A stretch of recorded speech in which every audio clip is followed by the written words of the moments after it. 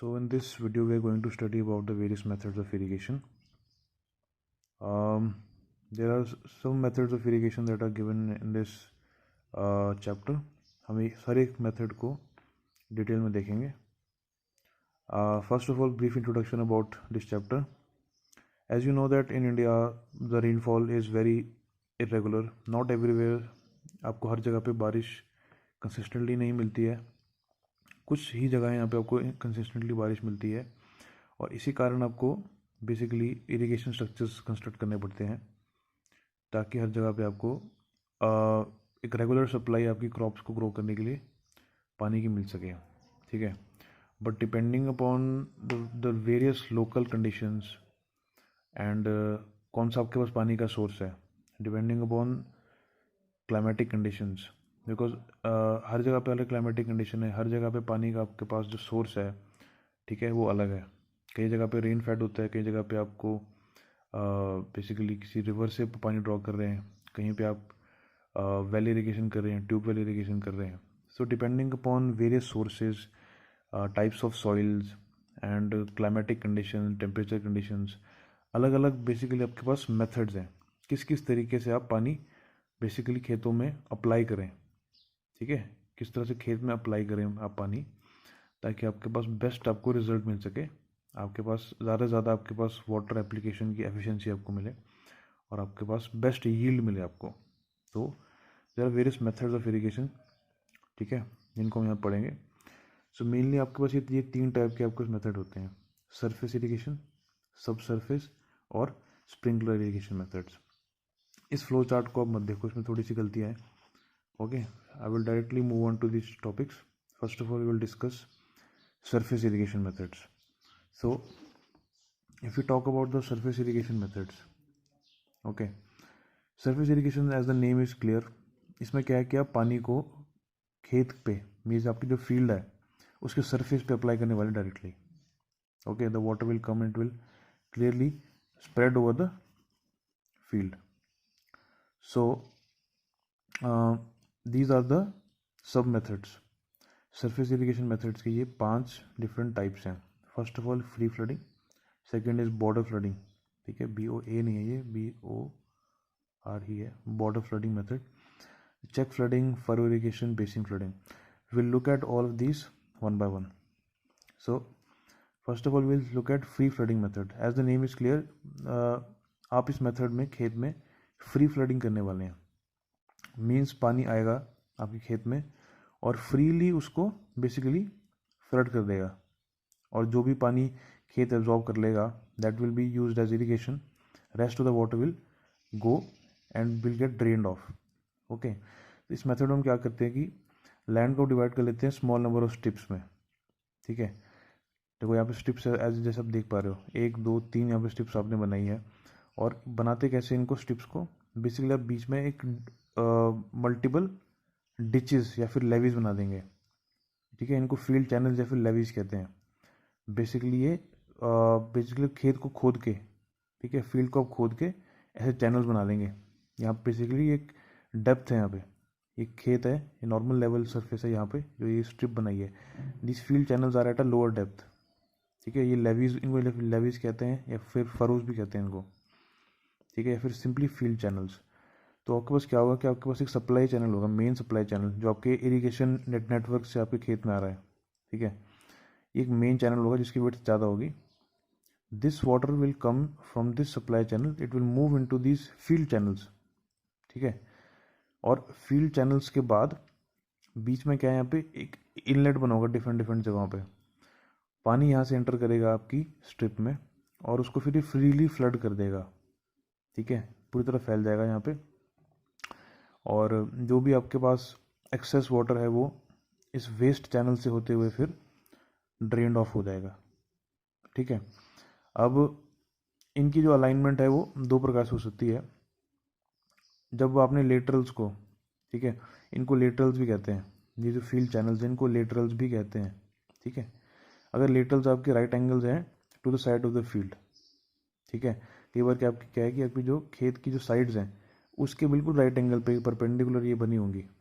उस केस में आपके पास क्या होगा कि आपके पास जो इरिगेशन है वो आपकी सिर्फ एक साइड को हो पाएगी। फॉर एग्जांपल इस केस को अगर मैं देखूँ यहाँ पे, these are the contour lines, ये कॉन्टूर लाइन्स हैं, ठीक है, ये नेचुरल कंटूर लाइन्स थी खेत की, लेकिन हमने चैनल्स क्या है जो आपकी खेत की शेप थी उसके अकॉर्डिंग बना दिए। अगर खेत की शेप ऐसी थी तो उसके परपेंडिकुलर आपने फील्ड चैनल बना दिए। अब उससे क्या होगा, देखो पानी हमेशा कंटूर लाइन्स के परपेंडिकुलर फ्लो करता है, बिकॉज यही स्लोप की डायरेक्शन होती है।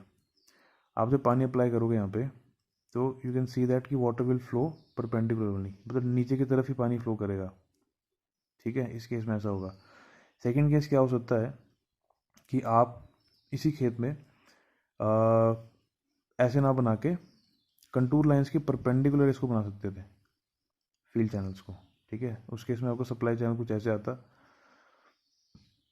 ऐसे भी यहाँ से पानी अंदर सप्लाई होता इन फील्ड चैनल्स में, और ये फील्ड चैनल्स क्या है, कंटूर्स के परपेंडिकुलर है, मतलब ये स्लोप के डायरेक्शन में।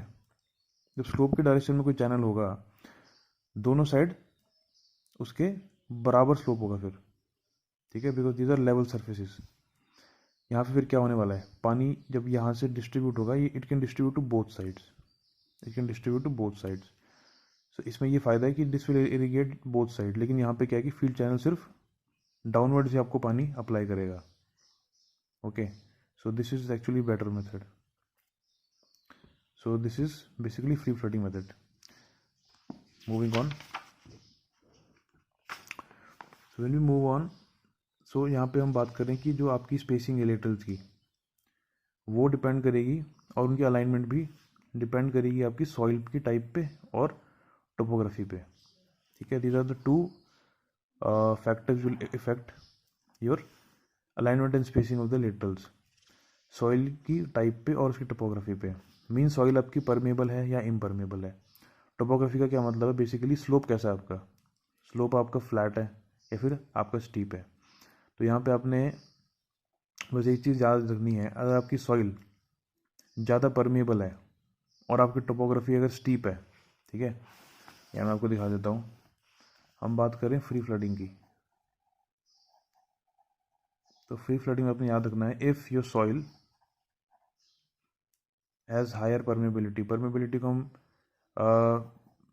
लिख देते हैं like this, permeability, if the soil is permeability is more and slope of the land is also more, ठीक है, उस केस में आपने क्या करना है, जो आपके लेटरल्स हैं उनकी स्पेसिंग आपने कम कर देना है, ठीक है। आपका खेत है, जो भी आपके लेटरल्स आ रहे हैं बेसिकली बीच में, उनकी आपने स्पेसिंग को कम कर देना अभी, ठीक है। लेकिन अगर आपकी परमेबिलिटी कम है सॉइल की, या फिर आपका स्लोप कैसा है, कम है, मीन्स आपका जो लैंड है वो फ्लैट है, ठीक है, थोड़ा फ्लैट सा लैंड है, यहाँ पे थोड़ा लैंड स्टीप है, यहाँ पे लैंड थोड़ा सा फ्लैट है, ठीक है। इन दोनों ही केसेस में आपने क्या करना है, आपने स्पेसिंग को बढ़ा देना है, मोर स्पेसिंग विल बी देयर, ठीक है, मोर स्पेसिंग विल बी देयर। अब इसकी वजह से क्या रीज़न है बच्चों, रीज़न ये है कि जब सॉइल की परमेबिलिटी ज़्यादा है उस केस में क्या होता है, जब पानी आप अप्लाई करेंगे यहाँ पे, ठीक है, इन लेटरल्स से पानी अप्लाई होगा, उस पानी की टेंडेंसी क्या होगी, क्योंकि सॉइल ज़्यादा परमेबल है, उसकी टेंडेंसी होगी कि वो इन्फिल्ट्रेशन ज़्यादा करे। अगर मैं आपको यहाँ पे दिखाऊँ, पानी आ रहा है इसके ऊपर, खेत के ऊपर, because this soil is more permeable the water will have tendency to go more inside, ये ज़्यादा आगे को बेसिकली ट्रैवल करने से पहले काफ़ी ज़्यादा अंदर इन्फिल्ट्रेट कर चुका होगा। तो उस केस में अगर आपने स्पेसिंग ज़्यादा रखी बच्चों, तो क्या होगा कि पानी यहाँ से चला, थोड़ा डिस्टेंस गया और अंदर इन्फिल्ट्रेट हो गया, और जो बीच में बेसिकली जो इसके आगे का स्ट्रिप है उसको इरिगेट ही नहीं कर पाया, क्योंकि सारा का सारा पानी यहीं पे इन्फिल्ट्रेट हो गया, ठीक है, सारा का सारा हो गया, या फिर काफ़ी मेजर पोर्शन यहीं पे इन्फिल्ट्रेट हो गया, क्योंकि सॉइल बहुत ज़्यादा कैसी थी, परमेबल थी, ठीक है। तो लोअर स्ट्रिप्स तक पानी पहुंच ही नहीं पाएगा, इसीलिए यहाँ पे हम स्पेसिंग को कम रखते हैं, ठीक है। ऑल्सो अगर स्लोप ज़्यादा है, अगर नेचुरल स्लोप ज़्यादा है बच्चों, तो पानी की टेंडेंसी कैसी होती है, पानी की टेंडेंसी होती है कि वो जल्दी बह जाए, क्योंकि उस टाइम स्पीड ज़्यादा होगी पानी की फ्लो करने की, जब स्लोप ज़्यादा होगा। तो हम नहीं चाहते कि आपके खेत में पानी आए और फटाफट से आगे जाके बह जाए, ठीक है, ताकि पानी ज़्यादा देर तक खेत में रहे, इसलिए हम उसके बेसिकली ज़्यादा अमाउंट ऑफ चैनल्स बना देंगे, ताकि water stays there for longer time, ठीक है। Therefore you have to remember this, ये कंसेप्ट आगे भी आपको हर जगह पे काम आने वाला है। That if the soil permeability is more and if the slope is more, in both the cases आपकी जो स्पेसिंग होगी, जहाँ भी स्पेसिंग की बात आएगी यहाँ पे, ठीक है, आने वाले मेथड में भी स्पेसिंग की बात करेंगे या फिर लेंथ की बात करेंगे, हर जगह पे अपनी कंसेप्ट याद रखना है। Permeability is more and if slope is more, your spacing will be less, ठीक है। और सिमिलरली आपको जो फ्लैट ग्राउंड है, फ्लैट और लो परमेबिलिटी मीन्स थोड़ी क्लेई टाइप अगर सॉइल है आपके पास, ठीक है, उस केस में क्या है कि हमको पता है कि क्लेई सॉइल है, अगर मैं गैप भी ज़्यादा रख लूँगा, डिस्टेंस भी ज़्यादा रख लूँगा, तो पानी ने जल्दी परमेबिलिटी मतलब अंदर इन्फिल्ट्रेट तो नहीं करना है, ठीक है। So water can travel more distance before it is infiltrating, तो ज़्यादा ही डिस्टेंस हम रखेंगे लेटल्स के बीच में। और अगेन चूँकि ये अगर फ्लैट भी है आपके पास ग्राउंड, ठीक है, मुझे पता है कि पानी स्लोली स्लोली मूव करने वाला है यहाँ पे, ठीक है, पानी आपके पास स्लोली स्लोली मूव करने वाला है, तो उसकी टेंडेंसी क्या है, उस केस में टेंडेंसी आपको ज़्यादा मिलेगी कि वो अंदर इन्फिल्ट्रेट कर पाएगा, बह नहीं जाएगा जल्दी, ठीक है, उसकी चूँकि वेलोसिटी कम होगी उसकी उस टाइम पे, तो आपको इतना ज़्यादा क्लोज क्लोज बनाने की वहाँ पे आवश्यकता नहीं है, ठीक है। So remember this, whenever your permeability of soil is less and slope is flat, slope मतलब बेसिकली कम है, उस केस में आप स्पेसिंग को ज़्यादा रख लेते हैं। ये कंसेप्ट आपने याद रखना है, आगे आगे भी हर जगह पे मैं इसी कंसेप्ट के लिए रेफर करूँगा आपको, ठीक है। सो बेसिकली यहाँ पे आप देख सकते हैं कि यही चीज़ लिखी है। और स्पेसिंग जब बात करेंगे हम, it varies from 10 to 50 metres normally. 10 metres तब होगी जब आपका फर्स्ट वाला केस है, when your land is steeper and your soil is more pervious, and when the soil is not that pervious and it is a relatively flatter land, ठीक है, उस case में आप थोड़ी ज़्यादा स्पेसिंग रख लेते हैं। So mostly use in India, USA and Egypt, ठीक है। एंड इसको तभी यूज़ करते हैं जब कोई और मेथड आपके पास इम्पॉसिबल होता है। This is not a very good method, सबसे ज़्यादा कम यहाँ पे एफिशिएंसी आपको मिलती है, क्योंकि ये फ्री फ्लडिंग है आपके पास, यहाँ पे मैक्सिमम अमाउंट ऑफ वाटर क्या है वो वेस्ट हो जा रहा है, it will just waste off. So this is not a very efficient method. It should be adopted when there is no other possible method. Okay. Now let's move on to the next method, which is the border flooding method. This is also flooding method. यहाँ पे आप flooding करेंगे खेत की, लेकिन थोड़े different तरीके से। अब यहाँ पे क्या करते हैं, आप अपने एग्रीकल्चर फार्म को सीरीज ऑफ स्ट्रिप्स में डिवाइड कर लेंगे, ठीक है। इस तरह से सीरीज ऑफ स्ट्रिप्स हैं, 1 2 3 स्ट्रिप्स बना दी आपने। और इन स्ट्रिप्स को आप कैसे बनाएंगे, बेसिकली आप लेवीज बनाएंगे, यहाँ पे लो लेवीज या बॉर्डर्स बनाएंगे, ठीक है। ऐसे आपने यहाँ पे बॉर्डर्स बना देने। ये बॉर्डर्स बेसिकली आपके खेत से ज़्यादा हाइट पे हैं, आपने बेसिकली मिट्टी से इस तरह इनको रेज कर दिया ऊपर को, लाइक दिस, ठीक है। ये मैं इनका क्रॉस सेक्शन दिखा रहा हूँ, इस तरह से ये राइज होंगे। और बेसिकली ये बीच में खेत है आपका, इस तरह से ये क्रॉस सेक्शन दिखा रहा हूँ आपको इसका, ये खेत है बीच में, ये स्ट्रिप ऑफ लैंड है, और आपने बेसिकली यहाँ बॉर्डर बना दिए हैं। तो अगेन यहाँ पे क्या होगा, आपके पास एक वाटर सप्लाई डिच होगी, जो मेन कोर्स से, वाटर कोर्स से पानी आ रहा है, यहाँ से अंदर आप एंट्री पॉइंट्स रख देंगे, और आपकी स्ट्रिप्स में पानी ये फिर फ्लो करना शुरू कर जाएगा। और नॉर्मली जो खेतों की डायरेक्शन होगी, आप प्रेफरेबली कंटूर्स के परपेंडिकुलर रखेंगे, ताकि ग्रेविटी के साथ ही पानी फ्लो होता रहे, ठीक है। और इन बेसिकली स्ट्रिप्स की जो डायमेंशंस है, ठीक है, 300 मीटर से ज़्यादा नहीं होनी चाहिए लेंथ, और 20 मीटर से ज़्यादा नहीं होनी चाहिए इसकी width, okay. And this also depends upon the basically type of soil and also the slope. Again आप देखो यहाँ पे सैंडी और जो लोमी सॉइल्स हैं, ठीक है, उनके लिए आपकी लेंथ ऑफ स्ट्रिप कम रखी है आपने, ठीक है। और अगर स्लोप भी ज़्यादा है, देखो यहाँ पे स्लोप 0.25% से 0.6% है, सबसे ज़्यादा है as compare to the slopes, ये स्लोप्स कम है, ठीक है। तो यहाँ भी वही कंसेप्ट चलने वाला जो मैंने आपको पिछले केस में बताया था, that if your soil is more permeable and if the slope is more, ठीक है, आपकी जो स्ट्रिप है उसकी लेंथ कम रखेंगे, वहाँ पे स्पेसिंग कम रखी थी, यहाँ पे लेंथ को हम कम रखने वाले हैं फॉर द सेम रीज़न, ठीक है। अगर ज़्यादा लेंथ होगी बच्चों, क्योंकि सैंड बहुत आपका परमेबल होता है, तो आपकी जो पानी है वो जल्दी ही इनफिल्ट्रेट हो चुका होगा, आपके बॉटम वाली पोर्शन तक पानी पहुंच ही नहीं पाएगा, ठीक है। अगेन स्लोप की भी वही बात मैंने आपको बताई थी, ठीक है, जो कंसेप्ट मैंने पहले से समझाया था, सेम कंसेप्ट तक वही। और जैसे आपकी देखो सॉइल की परमेबिलिटी कम होती है, ठीक है, आपकी लेंथ ऑफ स्ट्रिप आप बढ़ा सकते हो, and also slope is reducing. Same concept जो पहले बता रहा था वही कंसेप्ट है। यहाँ मैंने थोड़ा सा लिखा भी है इसको, with the permeability is directly proportional to slope is inversely proportional to length, that is if the permeability of soil is more and the slope is more, length will be less. ठीक है, इस concept को याद रख लेंगे तो आपको हर जगह पे you will be able to do it.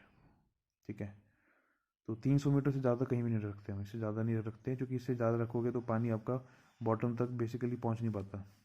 ठीक है, और विड्थ भी हम ज़्यादा नहीं रखते फॉर द सेम रीज़न।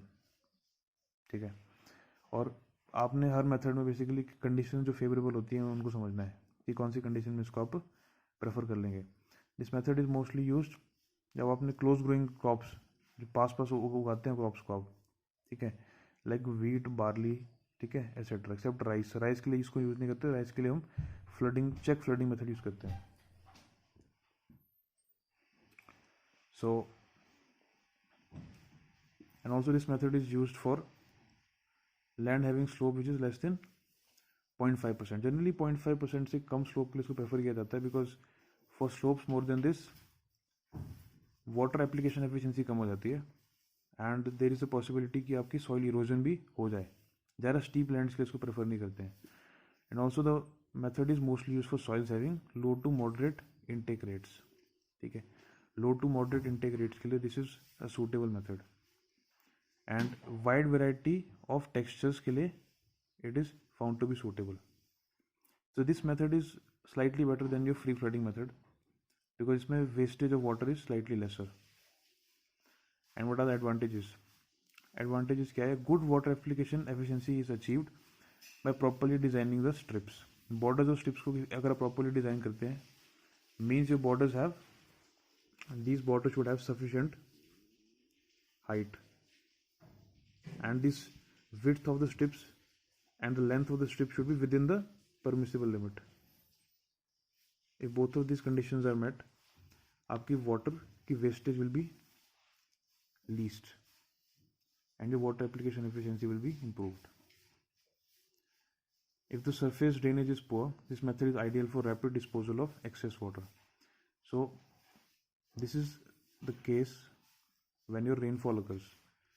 जब यहाँ पे rainfall होगा and in some lands where your natural drainage is not sufficient, natural drainage अगर sufficient नहीं है, water will tend to stand on this land.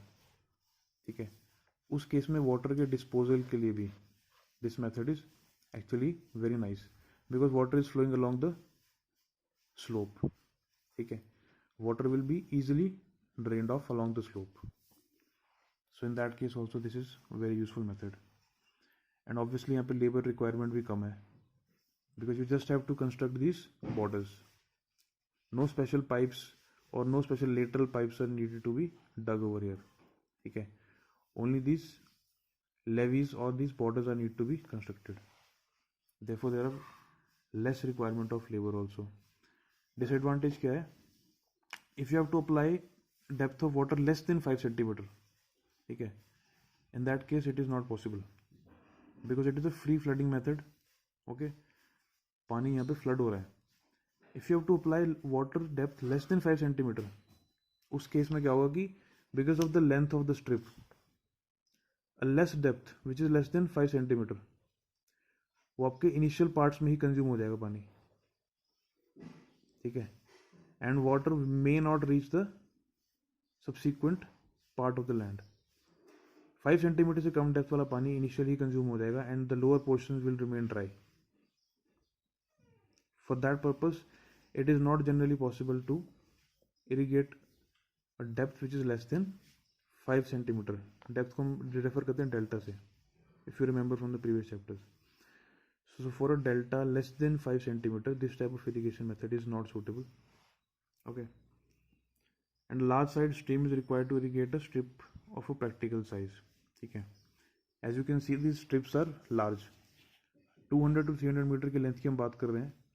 Therefore, you have to require a decent size stream. Basically, आपका source यहाँ पे it should be rich in water. ठीक है.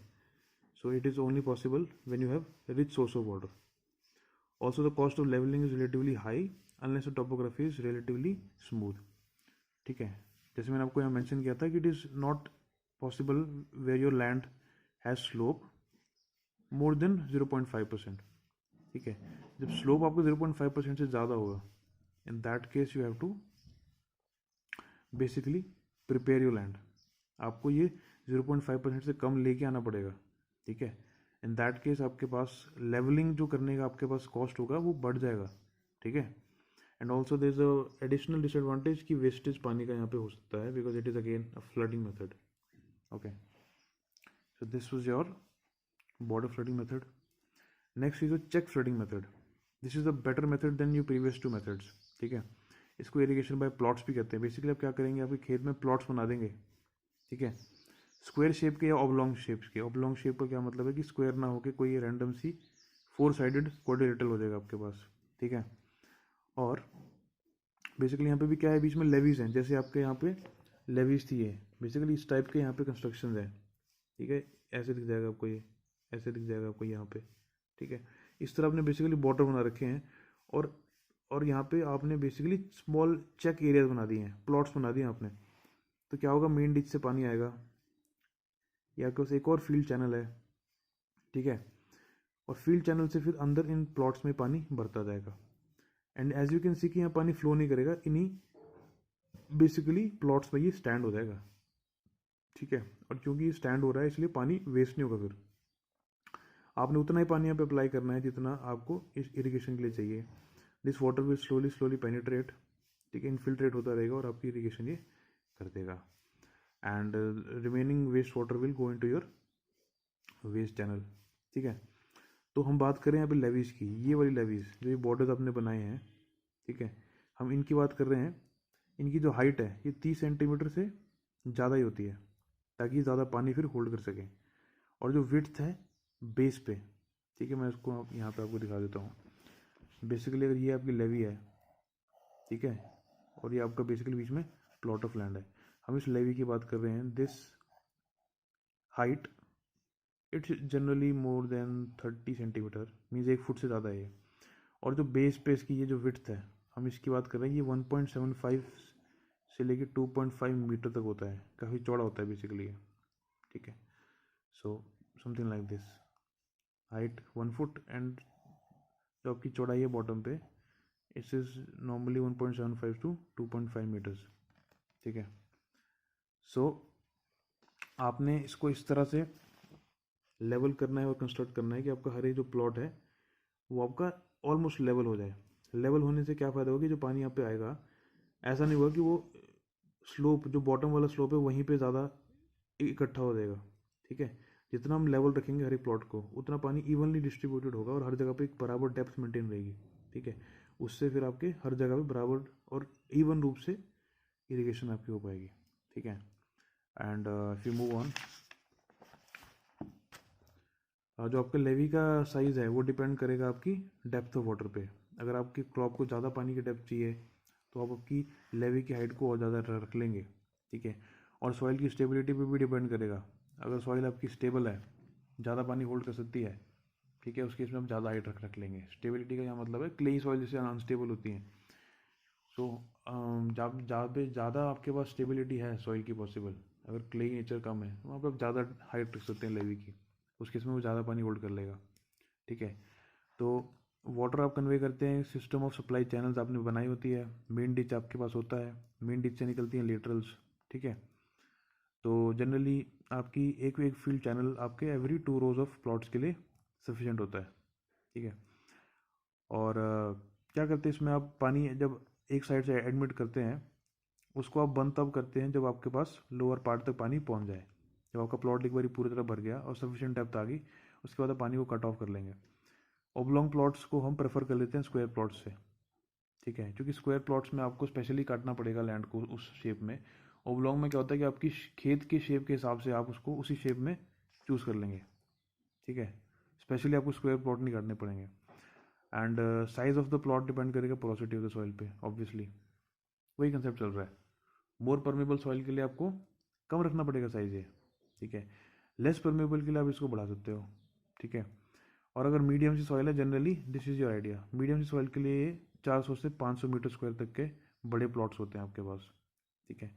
और अगर आपके पास कोई वाटर इंटेंसिव क्रॉप है जिसको ज़्यादा पानी की आवश्यकता है, लाइक वेजिटेबल्स एक्सेट्रा, वहाँ पे it can be as small as 1 metre square, plots बड़े छोटे छोटे हो सकते हैं, और कई जगह पे जहाँ पे आप चावल उगाते हैं, देखो चावल के लिए भी आपको फ्लडिंग करनी पड़ती है। तो चावल के केस में it can be as large as 1 hectare also. ठीक है, as you might have seen कि चावल के लिए, पैडी के लिए, पैडी पैडी क्रॉप कहते हैं चावल को, ठीक है, उसके लिए आपको पानी खड़ा चाहिए खेत में। So that is the method. ठीक है, ये मेथड वहाँ पर प्रयोग किया जाता है फिर। So it is generally use for grain and fodder crops. Grains like rice, fodder crop मतलब चारा वगैरह। ठीक है, उसके लिए मेथड्स को हम प्रेफर कर लेते हैं। ठीक है, so this was your check flooding method. Now is your basin flooding method. तो basin flooding method as you can see, आप आपके खेत में बना देंगे बेसिन्स। ठीक है, इस प्रकार के आप सेमी सर्कुलर शेप के, ठीक है, या फिर ट्राइपेजॉइडल या पैराबोलिक शेप के भी आप बेसिकली बेसिन बनाते हैं। और ये प्रेफरेबल है आपके ऑर्चर्ड्स के लिए। एज यू कैन सी एक बड़ा सा पेड़ है, ठीक है, orchard trees like your apples, your pairs etcetera, apricots वगैरह के लिए। वहाँ पे क्या होता है कि ये पेड़ हैं दूरी दूरी पे, क्लोज स्पेस नहीं होते पेड़, ये काफ़ी दूरी पे स्थित होते हैं ये। तो आप flooding method, free flooding method यहाँ पे यूज़ कर लोगे तो पानी को वेस्ट ही करोगे। फ्रीली पानी बह रहा है यहाँ पे, उस भी एरिया को ये इरीगेट कर रहा है जहाँ पे पेड़ है ही नहीं। ठीक है, तो उसका कोई फ़ायदा नहीं है। तो इस मेथड में आप क्या करेंगे, आपके पास एक फील्ड चैनल आएगा मेन चैनल से, और फिर फर्दर लेटरल जाएंगी कहाँ तक, जहाँ पे आपका पेड़ स्थित है। और पेड़ के चारों ओर आपने बेसिन सब बनाया होगा इस तरह से, पानी वहाँ पे जाएगा, उस बेसिन में जाके एक इकट्ठा हो जाएगा और फिर उसी पेड़ को ही फिर इरीगेट करेगा। ठीक है, as you can see it is a very efficient method.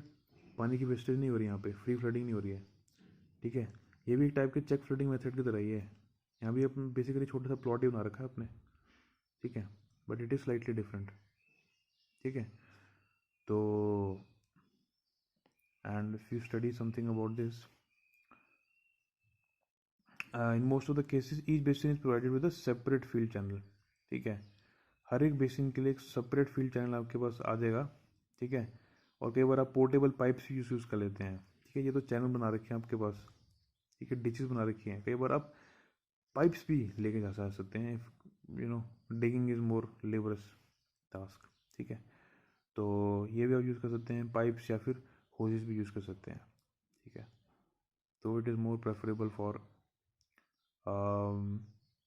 Like orchard crops. कई बार आप एक बेसिन में एक से ज़्यादा बेसिकली क्या है, ट्रीज़ को भी लेके आ सकते हैं। 2 से लेकर 5 ट्रीज भी कई बार अगर क्लोजली स्पेस्ड हैं थोड़े, वो एक बेसिन में कई बार आपके पास आ जाते हैं। ठीक है, तो this is your basin flooding method. Now let's move on to the next method which is furrow irrigation method. अब देखो, हर मेथड के साथ साथ ना आपकी क्वालिटी ऑफ इरीगेशन इंप्रूव हो रही है, क्वालिटी ऑफ वाटर एप्लीकेशन आपकी इंप्रूव हो रही है। So this type of method is actually a non flooding method. ठीक है तो ये फ्लडिंग का ही मेथड है, बट इट इज़ में इसमें एक्चुअली फ्लडिंग मतलब एग्जैक्टली हो नहीं रही है। मेरे कहने का क्या मतलब है, ये समझते हैं। तो बेसिकली इसमें क्या करते हैं, आप लैंड में फरोज कंस्ट्रक्ट करते हैं, series of long narrow field channels. Furrows क्या है, ये देखो आपके पास ये प्लान है, या this is elevation, this is a plan. ठीक है, आप समझो कि ये एक मेन डिच आ रही है। ठीक है, मेन डिच आ रही है, और इसका ये वाला सेक्शन, बेसिकली ये वाला व्यू आप यहाँ दिखा रहे हो। ठीक है, सो मेन डिच है राइट हैंड साइड पे, और यहाँ पे राइट हैंड साइड पे ये मेन डिच है। ठीक है, और फर्दर यहाँ पे आपने खेत में क्या कर रखा है, इस तरह से डीप। ठीक है, ये किसी भी शेप के हो सकते हैं एक्चुअली, आपके पास पैराबोलिक हो सकते हैं, ट्राइपेजॉइडल भी हो सकते हैं, कई बार सेमी सर्कुलर भी होते हैं। इस तरह के आपने ये बेसिकली चैनल बना रखे हैं, और वो चैनल यहाँ पे आपको ऐसे दिख रहे हैं। देखो, दीज आर योर फरोज, इनको फरोज कहते हैं। तो क्या होगा कि आपकी इस मेन डिश में पानी बहेगा जो आपके वाटर कोर्स से आ रहा है। फर्दर लेटरल्स आपने बनाए होंगे, सब्सिडरी चैनल्स। ठीक है, ये पानी को ऐसे लेके जाएंगे और इन फरोज में फिर भर देंगे। ठीक है, तो ये वाला व्यू आपको ऐसा दिख रहा है। तो एज यू कैन सी कि ये मेथड प्रेफरेबल है रो क्रॉप्स के लिए, जो आप ऐसे रो में लगा देते हो। ठीक है, काफ़ी मेनली हर एक क्रॉप को वैसे रो में लगाते हो। ठीक है, तो ये काफ़ी सूटेबल है हर टाइप की क्रॉप्स के लिए। तो बेसिकली यहाँ पे होता क्या है, आप पानी को जिस खेत में आपने क्रॉप्स को उगा रखा है ना बच्चों, वहाँ पे पानी नहीं जा रहा है। पानी कहाँ जा रहा है, फरोज में जा रहा है। ऐसा नहीं है कि फरोज से ओवरफ्लो के इसमें चला जाएगा, नहीं। यहाँ पे कंसेप्ट क्या है इरिगेशन का, कि पानी फरो में जब बहेगा, मान लो इतनी डेप्थ में पानी बह रहा है, ठीक है, water will go inside and it will percolate into the soil. कुछ पानी नीचे भी जाएगा, कुछ पानी साइड को भी जाएगा, और फिर कैपिलरी एक्शन के कारण ये राइज भी करेगा, ठीक है। और इस मेथड से फिर रूट्स तक ही पानी पहुंच जाएगा, क्योंकि हमारा मेन मकसद क्या है कि पानी रूट्स तक पहुंचे, चाहे वो सरफेस के ऊपर से आए चाहे फिर मिट्टी के नीचे जाए, इट हार्डली मैटर्स, ठीक है। तो इस मेथड में अब सब सरफेसली बेसिकली पानी जा रहा है, पर पानी तो एक्चुअली सरफेस के ऊपर ही अप्लाई हो रहा है, ठीक है। तो ये सरफेस मेथड ही है। सो ये मेथड है फरो इरिगेशन का। अब इसमें क्या है कि एक्चुअल में आपका सिर्फ आधे से लेके 1/5 सी 50% से लेके 20% तक ही जो लैंड है एक्चुअल में गीला हो रहा है, ठीक है। अगर ये पूरा लैंड आपका 100 मीटर स्क्वायर है तो 100 मीटर स्क्वायर में से हाफ या फिर 50% या फिर 1/5 20%, 20% से लेके 50%, मतलब 20 मीटर स्क्वायर से लेके 50 मीटर स्क्वायर तक ही एरिया गीला होने वाला है एक्चुअल में, ठीक है। अब इसका फ़ायदा क्या है बच्चों, कि वाटर का लॉस कम से कम हो जाएगा, क्योंकि इवेपोरेशन लॉसेस कम हो जाएंगे ना। जितने सरफेस में पानी फैलेगा उतना ही चांस है इवेपोरेशन होने का, because evaporation depends upon the expose area. यहाँ पे एक्सपोज एरिया ही आपने कम कर दिया, ऑलमोस्ट 20% तक कर दिया आपने एक्सपोज एरिया, ठीक है। और इरिगेशन तो हो ही रही है आपकी, तो इवेपोरेशन लॉसेज यहाँ पे मिनिमाइज हो जाते हैं। देयरफॉर यहाँ पे आपको जो वाटर एप्लीकेशन एफिशिएंसी है, ठीक है, इसको रिप्रेजेंट करते हैं ईटा ए से, ये काफ़ी हाई मिल जाती है आपको, ऑलमोस्ट 70 to 80% मिल जाती है यहाँ पे, ठीक है। अब इसका एफिशिएंसी क्या मतलब होता है, कितना पानी खेत में आया और उसका कितना पानी आपका एक्चुअल में अप्लाई हो गया, मीन कि इसमें जो वेस्टेज है वो 30 से 20% ही है। और ये एफिशिएंसी आपकी बहुत कम होती है प्रीवियस केसेस में, ये एफिशिएंसी आपकी 50 से 60% तक होती है, आधा पानी आपका वेस्ट हो जाता है, ठीक है। एंड रो क्रॉप्स के लिए प्रेफरेबल है। और फरोज आप कैसे बना सकते हो, स्ट्रेट बना सकते हो फिर कंटूर बना सकते हो। स्ट्रेट मतलब आपकी शेप की, खेत की शेप के हिसाब से बना सकते हो फरोज, नहीं तो अगर आप कंटूर लाइंस के अलॉन्ग बना दोगे तो ये भी एक पॉसिबिलिटी आपके पास है। तो दो टाइप के हैं। अगर स्ट्रेट फरोज की हम बात करें तो स्ट्रेट फरोज आप बनाते हैं मोर और less along the straight lines parallel to each other, ठीक है। आपके फरोज आपस में पैरेलल होंगे ऑलमोस्ट, ठीक है। और नॉर्मली इनको आप स्लोप के अलॉन्ग, जो आपका लैंड का स्लोप है उसके अलॉन्ग अप्लाई कर देते हैं, और उसमें आपका लैंड का जो स्लोप है वो 0.75% से ज़्यादा नहीं होना चाहिए, ठीक है। और वहीं भी यूज़ करते हैं जहाँ पे नॉमिनल स्लोप है, मीन्स 0.75 तक रिस्ट्रिक्ट किया हुआ आपने। और अगर आपको ऐसी स्लोप ज़्यादा हो जाए, फॉर एग्जांपल बहुत स्टीप सा लैंड है, वहाँ पे हम क्या करते हैं, कंटूर फरोज बना देते हैं। कंटूर लाइंस के लॉन्ग फरोज चलेंगे, ठीक है। उसमें क्या होगा कि कंटूर का क्या मतलब है, लेवल लैंड है वो, contour means a level surface. तो फरो जो कंटूर के लॉन्ग चल रहा है, ठीक है, ऑब्वियसली वहाँ पे पानी, ठीक है, क्विकली नहीं मूव करने वाला वो, ठीक है। जो दिक्कत हमारे को हाई स्लोप से आ रही थी वो हमने एलिमिनेट कर दिया, पानी वहाँ पे स्टैंड करेगा क्योंकि लेवल लैंड है वो, और अंदर स्लोली स्लोली इन्फिल्ट्रेशन से और कैपिलरी एक्शन से आपके आसपास की क्रॉप्स को वो बेसिकली इरीगेट कर देगा। तो जैसी स्लोप ज़्यादा हो जाए आप कंटूर के लॉन्ग फरोज बना दो। So these are the two types of furrows that you can construct.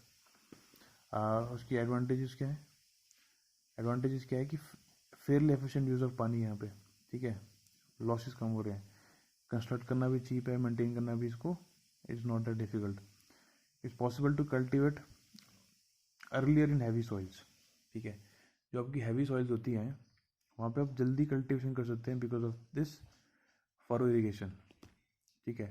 Heavy soils का क्या मतलब होता है, जो काफ़ी डेंस होती हैं, काफ़ी इम्परमेबल टाइप होती हैं, ठीक है। अब ऐसी सॉइल्स में फरो इरीगेशन जब आप करते हैं तो कैपिलरी एक्शन के कारण यहाँ पे पानी रूट्स तक पहुँच जाता है, ठीक है। तो वहाँ पे आप आसानी से कल्टिवेशन कर सकते हैं आप, ठीक है। And also the furrow serve as drainage ways, जब आपके पास बारिश होगी फालतू तो उसमें जो सरफेस रन ऑफ होगा एक्स्ट्रा, तो उसके लिए फिर ये एज अ ड्रेनेज पाथ भी ऐड करता है, आपका पानी जो है एक्सेस वो डिस्पोज हो जाता है।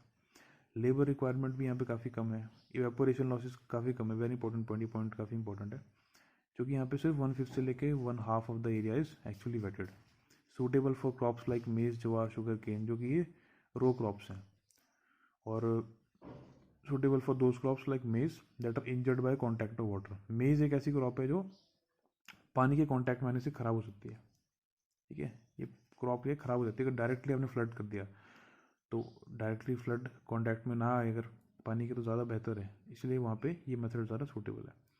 और यहाँ पे कोई वेस्टेज नहीं है, no wastage of land in field ditches, ठीक है। फील्ड डिचेस नहीं हम यहाँ पे बना रहे हैं और कोई आपका लैंड वेस्ट नहीं हो रहा है, ठीक है।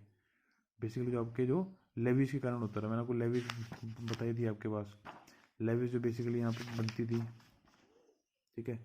This levees use to create many, मतलब मैंने आपको बताया था 1.75 से 2.5 मीटर चौड़ी होती है, ठीक है। इस कारण काफ़ी आपका लैंड वेस्ट हो जाता था, जहाँ पे आप एक्चुअल में फिर क्रॉप को ग्रो कर सकते थे, ठीक है। तो यहाँ पे वो टेंडेंसी कम हो जाती है क्योंकि ये बहुत ही नैरो होती है, ठीक है। So that is also prevented. और डिसएडवांटेज क्या है, एक्सपेंसिव होता है अगर आप टाइम लेबर कॉस्ट की बात करो। टाइम लेबर कॉस्ट का क्या मतलब हुआ कि आपको जो लेबर है, ठीक है, वो आपको इस काम को करने में थोड़ा टाइम लगाएगा, ठीक है। So because time will be taken more, ठीक है। तो इस पॉइंट ऑफ व्यू से आपको थोड़ा सा यहाँ पे पैसे का लॉस हो सकता है, तो it is usually expensive from that point of view. Also there is serious erosion hazard, क्योंकि आपके चैनल्स काफ़ी नैरो हैं, फरोज काफ़ी नैरो हैं। नैरो का मतलब है कि काफ़ी स्मॉल एरिया में से आपका पानी बह के जा रहा है, और जब स्मॉल एरिया से पानी बह के जाता है तो आपका जो डार्सीज लॉ है, you have to always remember this Darcy's law, क्या कहता है ये कि आपके पास जो वेलोसिटी होती है दैट इज के ए, ठीक है, और sorry not K A,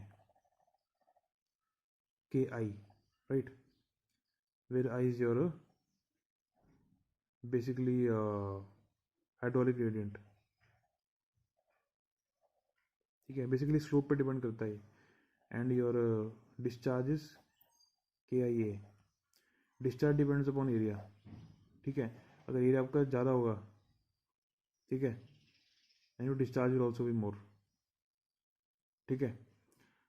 but for the same discharge, अगर मैं डिस्चार्ज सेम रखूँ, ठीक है, इसको हम समझते हैं किस तरीके से, discharge is also equal to velocity into area, ठीक है, यही होता है ना, डिस की I is velocity, area is area, so discharge is velocity into area.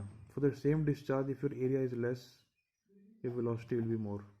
तो चूँकि हमारे फरोज का एरिया कम है बच्चों, सेम डिस्चार्ज के लिए जो आप फ्री फ्लडिंग में यूज़ करते थे, उतना ही डिस्चार्ज आपने यहाँ देना है, तो पानी यहाँ पे ज़्यादा वेलोसिटी से मूव करने वाला है, और चूँकि ज़्यादा वेलोसिटी से मूव करेगा तो ये क्या कर सकता है, ये इरोजन कर सकता है, erosion can be caused, so erosion is also a problem here.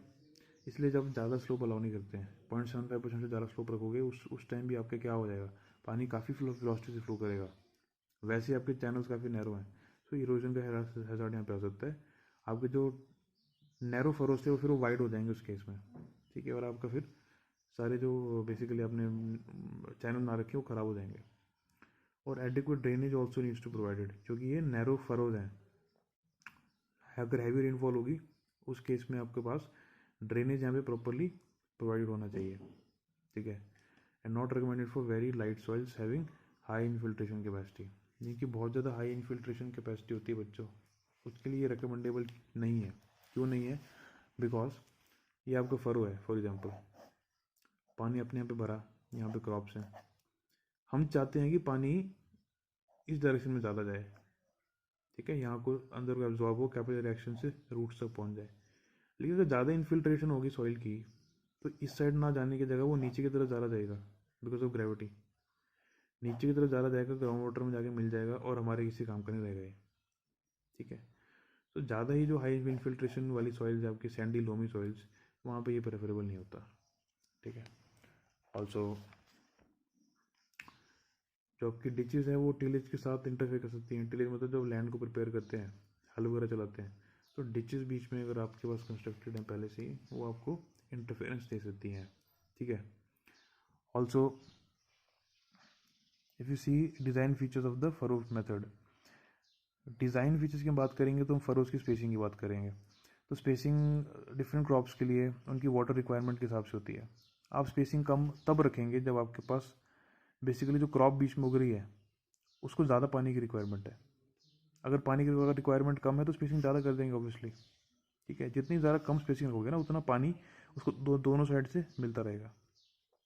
And also the type of soil पे भी डिपेंड करेगा। अगर सॉइल आपकी ज़्यादा परमेबल है तो भी स्पेसिंग आप कम रखते हैं, ठीक है। वही कंसेप्ट चल रहा है जो पहले बताया। अगर ज़्यादा इम्परमेबल है तो स्पेसिंग बढ़ा दोगे। फॉर एग्जांपल आपके क्रॉप्स लाइक पोटैटोज, कॉटन और मेज के लिए 600 से 900 मिलीमीटर का स्पेसिंग सफिशिएंट होता है, ठीक है। But for high intensive crops like vegetables ज़्यादा पानी मांगती हैं, लाइक कैरेट्स, अनियंस, उनकी स्पेसिंग थोड़ी कम कर देते हैं आप। और ऑर्चर्ड अगर आप क्रॉप्स उगा रहे हो तो वहाँ पे 1 से 2 मीटर तक भी स्पेसिंग हो सकती है, ठीक है। स्पेसिंग आपकी डिपेंड करती है टाइप ऑफ क्रॉप पे और टाइप ऑफ सॉइल पे। और शेप और साइज आपका जनरली देखो यू शेप हो सकता है, V shape, parabolic, trapezoidal shape etcetera, ठीक है। अब ये शेप भी नॉर्मली आपकी डिपेंड करती है सॉइल की परमेबिलिटी पे और सॉइल की टाइप पे। हाईली परमेबल सॉइल्स के लिए आप क्या करते हैं, नैरो और डीप फरोज बनाते हैं to avoid excessive percolation of water, ठीक है। नैरो बनाने का क्या मतलब है कि आपके पास पानी अगर मैं आपको यहाँ पे दिखा दूँ, ज़्यादा परमेबल सॉइल है, इस तरह का नैरो एकदम डीप टाइप का फरो बनाएंगे। इसमें क्या होगा कि आपके पास जो साइड वाला सरफेस है वो ज़्यादा एक्सपोज्ड है, ठीक है। तो बजाय कि पानी जल्दी नीचे निकल जाए, ये वाला सरफेस जल्दी वेट हो जाएगा और अंदर को, ठीक है, बेसिकली परमेबल कैपिलरी एक्शन जल्दी शुरू हो जाएगा यहाँ से, अगर ज़्यादा परमेबल सॉइल है, ठीक है। अगर आप बेसिकली ज़्यादा चौड़ा फरो बनाते, डेप्थ कम होती, तो नीचे की तरफ जो एक्सपोज सरफेस है जो आपके ग्राउंड वाटर की ओर जा रहा है वो ज़्यादा है, ठीक है। तो इस केस में ज़्यादा आपकी डाउनवर्ड मूवमेंट हो जाती है और साइडवर्ड मूवमेंट कम हो पाती। तो साइडवर्ड मूवमेंट बढ़ाने के लिए हम क्या करते हैं, ये वाला एरिया बढ़ा देते हैं साइड वाला।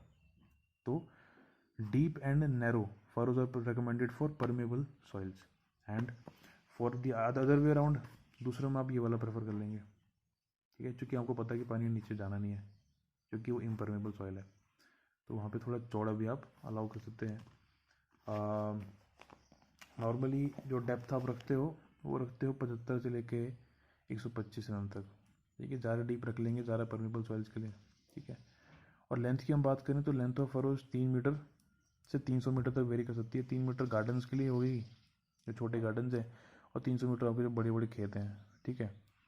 सो क्ले सॉइल्स के लिए आपकी 300-400 मीटर होती है। अगेन क्ले सॉइल्स है इम्परमेबल सॉइल्स, तो लेंथ आप ज़्यादा रख सकते हैं यहाँ पे। और सैंडी सॉइल्स के लिए 60 से 300 कम रखते हैं, ठीक है। एंड ऑल्सो डिस्चार्ज आप इसमें क्या डाल सकते हो, डिस्चार्ज के लिए फॉर्मूला इसको याद रख लेंगे। डिस्चार्ज मतलब जो आपके जो फरो है उसमें कितना पानी का डिस्चार्ज आ रहा है, और उसको आप कहते हैं Q M, which is maximum non erosive flow rate, ठीक है। Maximum non erosive flow rate, non erosive क्यों बोल रहे हैं, क्योंकि आप नहीं चाहते कि ये पानी का डिस्चार्ज इतना ज़्यादा हो जाए कि आपके फिर ये खेत में जाके इरोजन कॉज कर ले, ठीक है।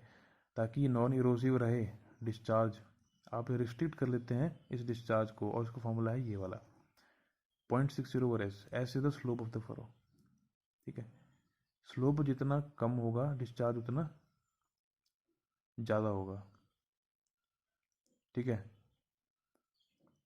दिस वैल्यू जितनी बेसिकली स्लोप की वैल्यू आप ज़्यादा करोगे, डिस्चार्ज आपको उस टाइम उतना कम रखना पड़ेगा, ठीक है। Because more slope will automatically tend to increase the discharge, ठीक है। ठीक है, आई गेस आपको समझ आ गया होगा। कहने का क्या मतलब है, स्लोप जितना ज़्यादा बढ़ेगा ना उतना नेचुरली ग्रेविटी के कारण पानी ज़्यादा तेज़ी से बहेगा। तो जब स्लोप आपका ज़्यादा होगा बच्चों, उस केस में हम जो आपका नॉन क्रोसिव फ्लो रेट है उसको ऑटोमेटिकली हम कम रखना चाहेंगे, ठीक है। तभी इनका इन्वर्स रिलेशन है। So if the slope is मोर, ठीक है, ऑटोमेटिकली आपका जो maximum non erosive flow rate है वो, ठीक है, वो कम आ जाएगा उस केस में। सो इन्वर्स रिलेशन होना चाहिए आपके डिस्चार्ज और स्लोप के बीच में। सो this is your discharge and this is your average depth of water applied in millimetre. कितना आपने पानी की डेप्थ अप्लाई करनी है आपके फरो में, उसका ये फॉर्मूला है। Also you can remember this 3600 QT/WL, where Q is the discharge, ठीक है। आपका जो स्ट्रीम साइज है, बेसिकली स्ट्रीम साइज क्या मतलब है कि आपके पास फरो में कितना डिस्चार्ज भी जा रहा है, और ये जो आपका स्ट्रीम साइज़ है ये आपके जब फरो की आगे वाली लेंथ में पानी जाता है, as you can see as the water has reach the lower end of the furrow. ठीक है, फरो का एक अपर एंड है जहाँ से पानी आपने अप्लाई किया, एक लोअर एंड है जहाँ पानी एंड में पहुँचेगा। तो इनिशियली तो डिस्चार्ज फुल आ रहा है, वहाँ पे आपका स्ट्रीम साइज़ बड़ा होगा, लेकिन जैसे पानी आगे बह रहा है, इन्फिल्ट्रेशन हो रही है, ये स्ट्रीम का साइज़ कम हो जाता है। ठीक है, और ये जो रिडक्शन होता है स्ट्रीम साइज़ में से कहते हैं कट बैक। ठीक है, और स्ट्रीम का साइज़ रिड्यूस हो जाता है। ठीक है, सो जो आपका डिस्चार्ज इनिशियली आप अप्लाई कर रहे हो उसको कहते हैं स्ट्रीम साइज़। ये लीटर पर सेकेंड में आप मेजर करते हैं दैट डिस्चार्ज। टी इसकी कितने टाइम तक पानी अप्लाई कर रहे हो आवर्स में, और डब्ल्यू है स्पेसिंग ऑफ द फरोज। ठीक है, ये हमने डिस्कस कर ली थी कि आप स्पेसिंग कितनी रखते हैं। ठीक है, 600 से 900 मिलीमीटर या फिर 300 से 400 मिलीमीटर, और कुछ ऑर्चर्ड में और वो 102 मीटर भी। ठीक है, ये वेरी करेगी। और length of the furrows also depending upon your type of soil. ठीक है, तो ये हमको सारी वैल्यूज़ पता होती हैं, उससे हम निकाल देते हैं कि कितने डेप्थ में अपने पानी एक्चुअल में अप्लाई करना है। ठीक है, this two formula you should know. So with this, your surface methods of irrigation have been discussed. In the next video, we will discuss about your subsurface methods of irrigation.